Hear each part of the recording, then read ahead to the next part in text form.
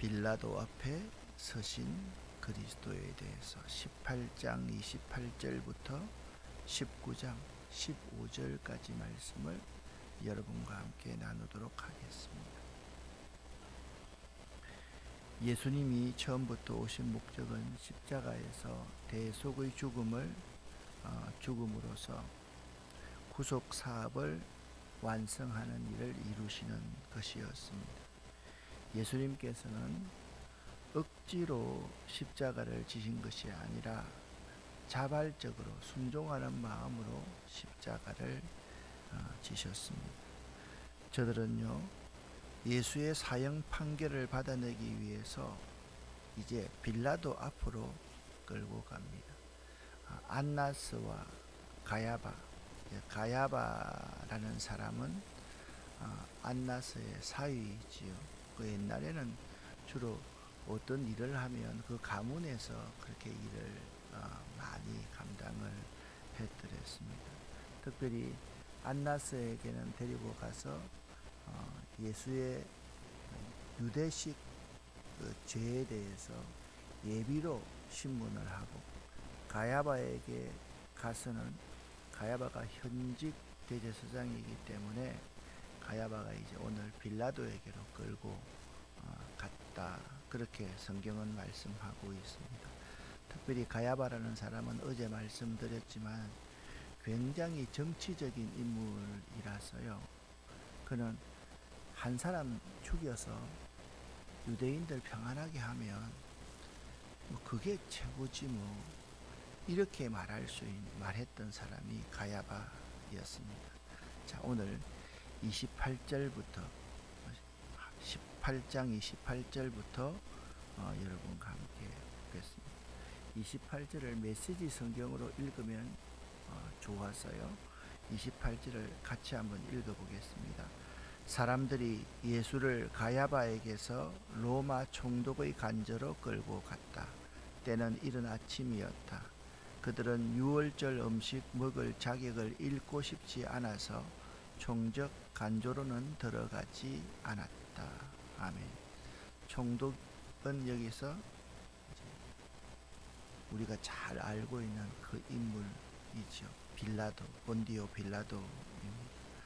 자, 끌고 가서 유대인 지도자들에게 빌라도가 이렇게 묻습니다. 당신들은 무슨 제목으로 이 사람을 고소하는 거요? 유대인 지도자들이 대답합니다. 이 사람이 범죄자가 아니라면 총독님께 그를 넘기지 않았을 것입니다. 총독이 말했습니다. 당신들이 직접 그를 붙잡아다가 당신들의 법대로 재판하시오. 유대 지도자들이 총독에게 말합니다. 우리에게는 사람을 죽일 권한이 없습니다. 자, 이들의 의도를 아주 정확하게 보여줍니다. 이들은 그냥 예수를 죽일 작정을 이미 한 겁니다. 재판도 하기 전에 우리에게는 사람 죽일 권한이 없습니다. 당신네들의 로마의 법을 빌어서 이 사람을 죽이고 싶습니다. 당신이 죽일 수 있도록 모든 사형을 집행해 주십시오. 자, 32절은 매우 중요합니다. 이로써 예수님께서 자신이 어떠한 죽음을 맞이할 것인지, 예수님께서는요, 유대인에게만 미움을 받아서 죽을 것이 아니라 유대인과 이방인이 함께 예수님을 십자가에 못 박을 것이다 라는 예언 내용이 이루어졌다라고 말씀하고 있습니다. 말씀드렸듯이 유대인 지도자들은 예수님을 이미 죽여 없애기로 결정하고 그분의 정당성과는 상관없이 간단한 신문을 거친 뒤 사형 승낙을 얻으려고 총독 빌라도에게로 예수님을 사람들이 데리고 예수님께로 보냈습니다. 그 뒤하여서 유대인과 이방인이 함께 예수를 체포하고 신문하고 정죄하고 죽인 것입니다. 이것은 예언의 말씀을 그대로 이루기 위함이었다. 그러니까 총독 본디오 빌라도가요, 예수를 십자가에 못 박게 내어주지 않을 수가 없었던 거예요. 왜? 이미 그 예언이 그렇게 되어 있기 때문에 그렇습니다. 조금 있다가 19장에 나오지만 총독 빌라도는요, 예언을 이루는 사람이었습니다. 근데 예수님께서는 말합니다. 이렇게 나를 죄 가운데로 몰아넣는 사람도 사람의 죄가 크지만 나를 십자가에 못 박는 사람의 죄는 더 크다 라고 말씀합니다. 빌라도는요, 예수님에게 채찍질을 가합니다. 이사야 말씀이 그대로 이루어집니다. 빌라도의 군사들이 예수님을 조롱합니다. 구약 성경의 말씀이 그대로 이루어집니다. 오늘 본문을 보면서 그런 모습을 요한이 의도하면서 요한복음을 기록했다라는 점을 여러분들이 생각하시기를 바랍니다. 자, 어제의 본문 내용에서 공간복음에서는 예수님께서 겟세마네 기도를 하시면서 땀방울이 흘러서 핏방울이 되게끔 기도하셨다. 고민하셨다. 인간적인 고뇌가 가득하셨다. 그게 공간복음, 마태, 마가, 누가복음의 내용이라면 요한복음은 겟세마네에서 인간적인 고뇌를 하는 내용이 없습니다. 17장의 대제사장의 기도를 가지고 겟세마네 동산에서의 모든 기도를 대신하고 있다. 자, 그러면은 요한은 예수의 신성을 그 시대 교회들에게 가르치기 위해서 요한복음을 기록했다라고 말씀을 드렸습니다.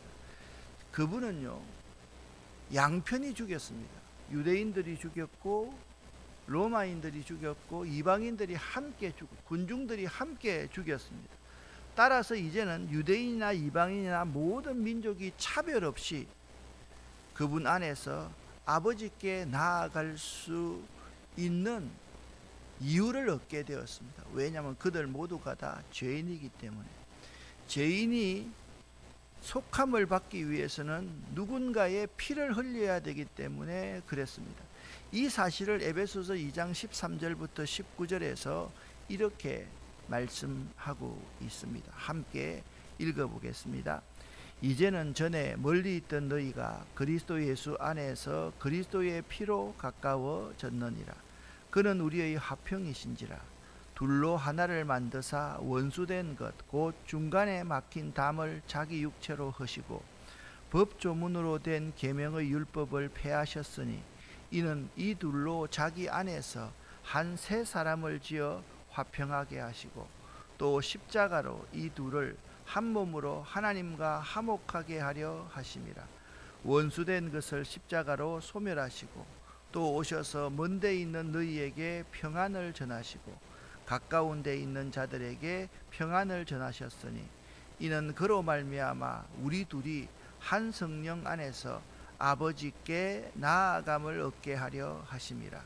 그러므로 이제부터 너희는 외인도 아니요 나그네도 아니요 오직 성도들과 동일한 시민이요 하나님의 권속이라.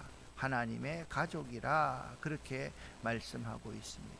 빌라도의 신문 내용은 네가 유대인의 왕이냐라는 것이었습니다. 빌라도는 사실 유대인의 왕에 대해서 그렇게 많은 관심이 있지 않았습니다. 그런데 유대인 지도자들은 예수를 유대인의 왕이라고 하면서 로마 황제 가이사의 권위를 침범하는 사람이다. 가이사에게 항명하는 사람이다. 반란죄이다. 그렇게 덮어 씌우고 있는 것입니다. 오늘 나중에 말씀을 드리겠지만 이 유대인들은요, 가장 싫어하는 죄가 뭐냐 하면 신성모독이었습니다. 그런데 이 유대인들이 예수를 죽이기 위해서 나중에 뭐라고 하는 줄 압니까? 가이사 외에는 우리에게는 왕이 없습니다. 그렇게 이야기합니다. 유대인의 왕은 누굽니까? 여호와 하나님이 자기들의 왕으로 고백하는 사람들이 유대인들의 정체성입니다. 그런데 예수 죽이기 위해서 그 지도자들, 대제사장들과 그 일행들 모두가 다 우리에게 왕은 가이사 한 분밖에 없습니다 라고 말하고 있는 참 어처구니 없는 일을 행하고 있다라는 것입니다. 이제는 유대인들과 대화하고 나서 총독 빌라도는 예수님을 불러서 예수와 이렇게 대화하듯이 신문을 합니다. 33절부터 38절 초반절까지 같이 읽어보겠습니다.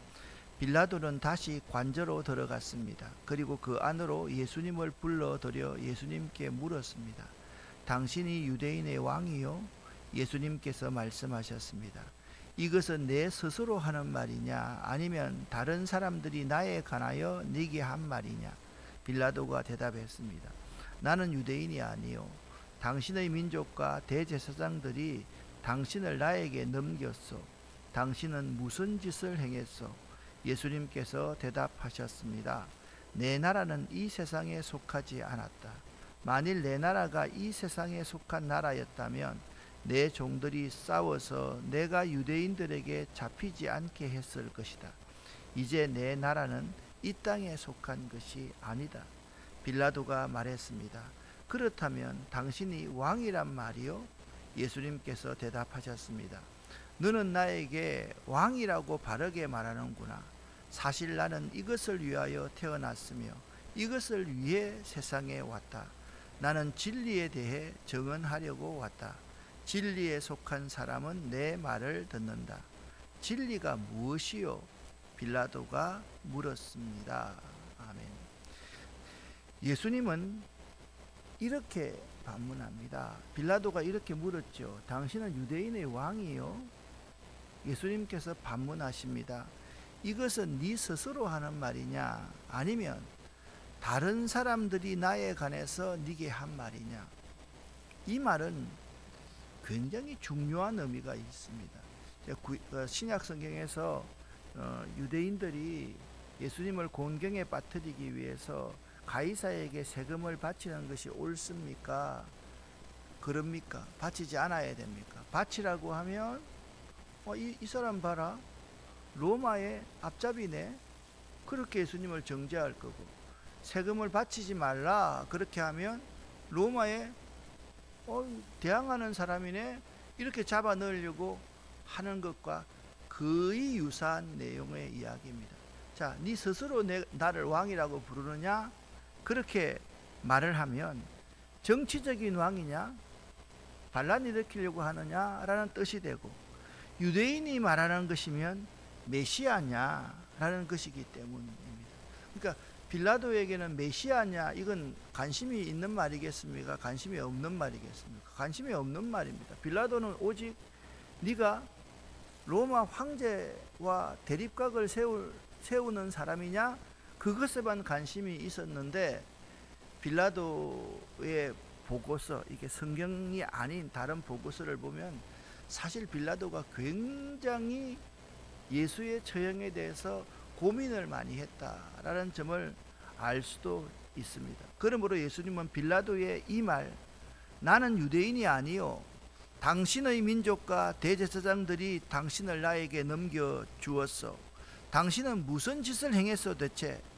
왜 자기 민족이 자기 민족에게 미움을 받는 것이요?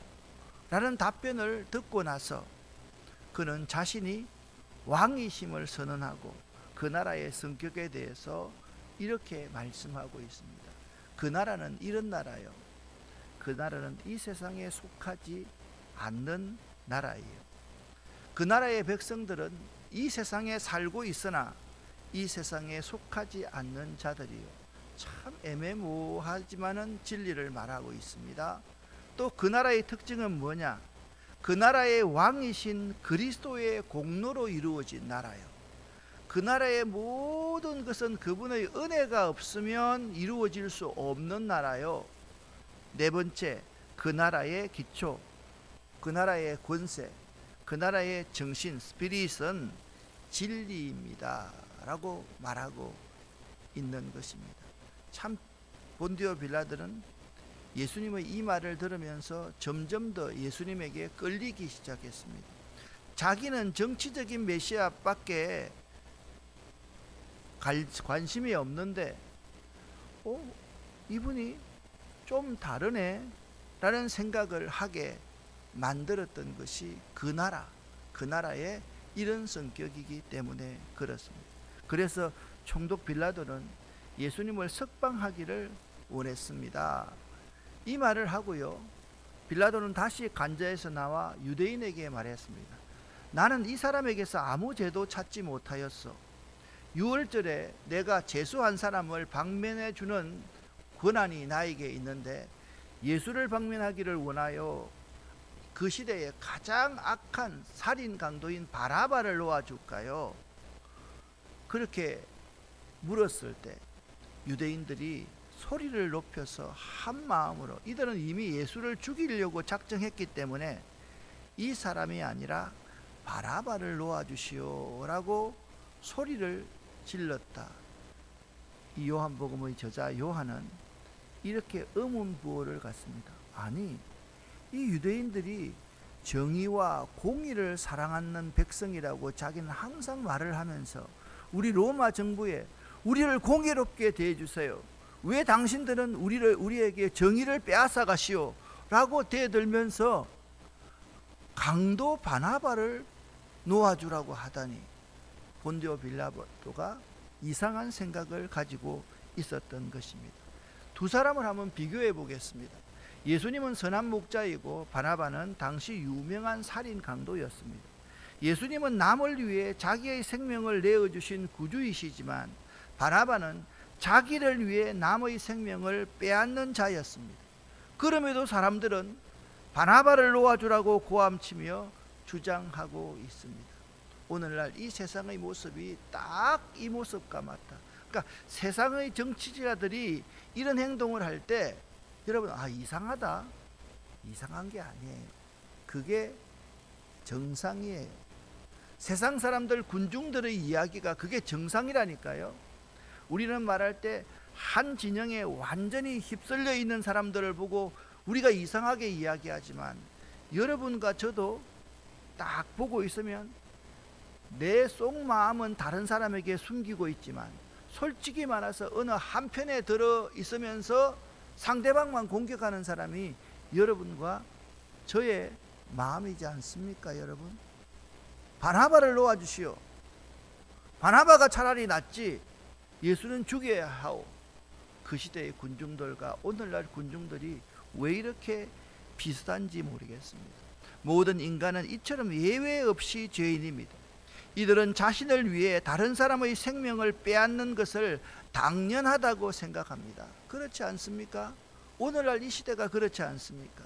그들은 예수를 십자가에 이제는 못 박아라고, 처음에는 바나바를 놓아주라고 하고 나서 나아가서 예수를 십자가에 못 박아라고 이야기하고 있습니다. 19장 1절부터 7절입니다.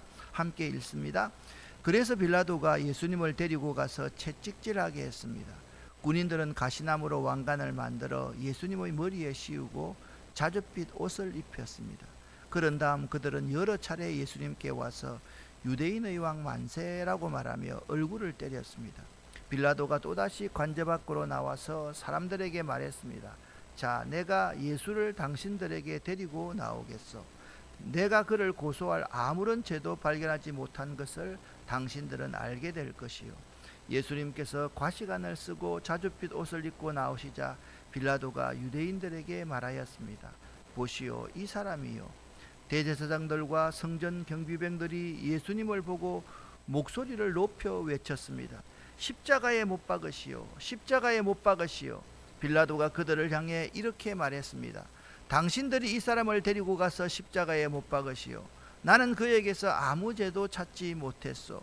유대인들은 우리 법대로 하면 그는 당연히 죽어야 합니다.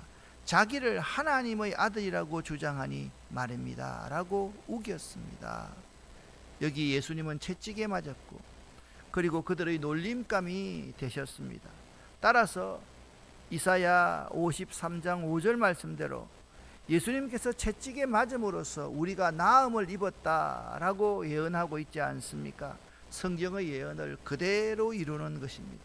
이로써 그는 약속된 메시아, 틀림없는 그 메시아임을 오늘 이 채찍질 당하고 조롱을 당하고 얼굴을 맞고 침뱉음을 당하는 모습을 통해서 우리에게 분명히 확인시켜 각인시켜주고 있는 것입니다.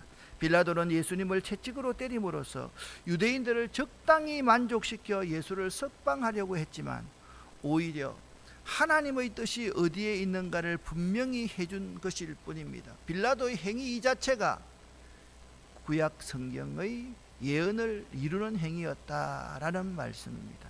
그 하나님의 뜻은 그리스도의 대속의 죽음에 빌라도가 도구로 사용되었던 것을 알 수가 있습니다. 그들은 지금 하나님의 법이 아니라 유대인의 법을 주장하고 있습니다.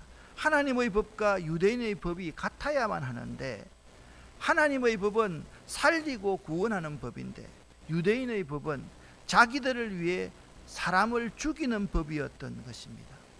유대교는 이렇게 생명 없는 종교입니다. 여러분, 유대인의 법이 하나님의 법이어야 되지 않습니까? 유대인이 어떤 사람입니까? 야훼 하나님을 믿는 사람들이 아닙니까? 그들은 하나님의 뜻을 받들기 위해서 지금 대제사장으로서 바리새인으로서 서기관으로서 그렇게 거룩하고 경건하게 살려고 하고 있는데 그들은 하나님의 법인 사람을 살리는 법이 아니라 사람을 죽이려는 자기들의 법을 들이대고 있는 모습을 볼 수가 있습니다. 예수님께서는 이렇게 말씀합니다. 나를 넘겨준 그 사람의 죄는 더욱 크다라고 말씀했습니다. 빌라도가 이 말을 듣자 더욱 두려워했습니다. 그래서 그는 다시 관저로 들어가 예수님께 당신은 어디서 왔소라고 물었습니다. 예수님께서는 침묵하셨습니다. 그러자 빌라도가 예수님께 말했습니다. 나에게 대답하지 않을 작정이요, 내 대답 잘하면, 내 질문에 대답을 잘하면 나는 당신을 살려줄 권세도 있어. 그렇게 말합니다. 그때 예수님께서 빌라도에게 일침을 가하는 말을 하십니다. 그 권세가 위에서 주어진 것이 아니라면 내게는 나를 해할 어떤 고난도 없다. 그러므로 나를 너에게 넘겨준 그 사람의 죄는 더 크다. 아무 죄도 없는 사람을 죽이는데 넘겨준 사람의 죄가 큰 것 아닌가라고 말을 합니다. 그러자 유대인들은 예수를 십자가에 못 박아라고 이야기를 합니다. 없애버려라, 없애버려라, 그를 십자가에 못 박아라. 빌라도가 그들에게 물었습니다. 당신들의 왕을 나더러 십자가에 못 박으란 말이요? 대제사장들이 대답했습니다. 우리에게 가이사 외에는 왕이 없어. 참 우스꽝스러운 사람입니다. 이 사람은 신성 모독자이기 때문에 우리의 법으로는 반드시 죽여야 하오. 그렇게 말을 하면서 예수님은 신성 모독을 한 적이 없는데 자기들은 가이사 외에는 왕이 없다는 거예요. 우리 종교 필요 없다는 거예요. 우리 종교의 근본 원리는 필요 없이 이 사람을 죽이기만 하면 되는 것이 우리의 종교라고 그렇게 말하고 있는 것입니다. 아무리 본디오 빌라도가 예수를 석방하려는 계획이 있다 할지라도 사람은요, 결단하지 못하면 더 깊은 수렁으로 빠져들어가는 것이 이 세상의 원리입니다. 어떤 사람이 내가 이걸 끊어야 되는데, 이거 하지 말아야 되는데, 마약하지 말아야 되는데, 도박하지 말아야 되는데, 이 성적인 욕구, 이거 참 나쁜 것인데 알면서도 결단하지 못하면요, 그것 때문에 더 깊은 수렁으로 빠져들어가는 것이 이 세상의 원리입니다. 빌라도가 그런 사람이었습니다. 빌라도가 세상 권세는 있었지만 세상 권세는 죽이는 영으로 작용합니다. 살리는 영은 하늘로부터 내려오는 영입니다. 예수님은 살리는 영을 가지신 분이셨습니다. 자기를 희생시켜 모든 인류를 살리는 영, 하늘의 미랄로 이 세상에 오셨던 것입니다. 요한복음 12장 24절 말씀 아닙니까? 요한복음 1장 12절부터 14절까지의 말씀에서 영접하는 자 곧 그 이름을 믿는 자들에게는 하나님의 자녀가 되는 권세를 주셨다라고 요한은 말씀하고 있습니다. 예수님께서 빌라도에게 이렇게 심판의 말씀을 하십니다. 그러므로 나를 너에게 넘겨준 그 사람의 죄는 더욱더 크다라고 말씀하고 있습니다. 마침내 유대인들은 자기들이 가장 저주하고 싫어하는 신성모독죄를 범하고 있습니다. 우리에게 가이사 외에는 왕이 없어. 이게 말입니까? 소리입니까? 이게 돌들이 하는 말입니까? 그들이 여호와 하나님을 믿는 사람들이 맞습니까? 사탄의 하수인인 것입니다. 우리들도 때로는 유대인들처럼 이런 말을 할 때가 많습니다. 죽었으면 좋겠다. 조금 힘들면 죽었으면 좋겠다. 사람 조금 미우면 저 사람 죽어버렸으면 좋겠다. 무슨 저런 인간이 다 있어. 이런 말들을 우리가 할 때가 참으로 많이 있습니다. 우리에게 있잖아요, 살리는 영이신 성령이 임하면 항상 나를 죽이고 나를 희생하고 다른 사람을 살리려는 희생과 헌신의 마음이 우리 속에 막 일어나지만 하나님의 성령이 떠나지면 마치 사울에게 악령이 임했을 때 다윗을 향해서 그의 창을 사정없이 던지고 자기 아들까지도 죽이려고 하는 사울 왕처럼 그런 사람이 된다라는 것입니다. 여러분, 오늘 이 새벽에 여러분에게 도전합니다. 살리는 영을 받으시렵니까? 아니면 내가 가지고 있는 그 법, 그 철학, 그것 때문에 다른 사람을 죽이는, 나를 위해서 다른 사람을 죽이는 삶을 사시렵니까? 내 입술의 말 한마디, 그리고 내 행동 하나에서, 내 눈에서, 텔레비전을 보면서 나와 관계없는 사람이면 믿는 사람이라고 하면서 저주를 함부로 하고 말 함부로 하는 유대인들처럼 그렇게 행동하는 그리스도인은 되지 마시기를 예수 이름으로 간절히 부탁드립니다. 기도하겠습니다. 하나님 아버지, 이 새벽 시간부터 오늘 저녁 수요 성경 강해 예배 드리는 그 시간까지 우리의 모든 삶이 살리는 영, 위로부터 내리시는 살리는 하나님의 성령 안에 거할 수 있도록 도와주시옵소서. 혹이나 우리 한 사람 한 사람들이 나를 위하여서 죽이는 영, 사단의 하수인이 되지 않도록 도와주시옵소서.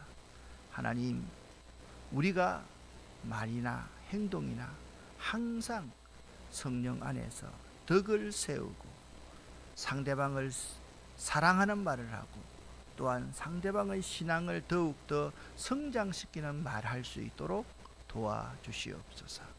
이 새벽에 간절히 기도하는 우리 모두의 기도를 들어 응답하여 주시옵소서. 너희가 내 안에 거하고 내 말이 너희 안에 거하면 무엇이든지 원하는 대로 구하라.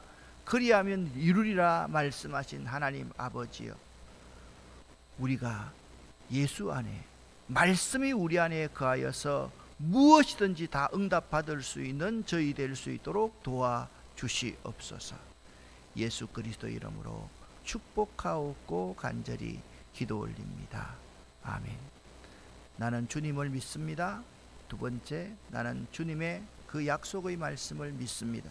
세 번째, 그 약속의 말씀이 오늘 내 삶을 결단하기를 원합니다. 주여 믿습니다. 세 번 부르고 기도하고 돌아갑니다.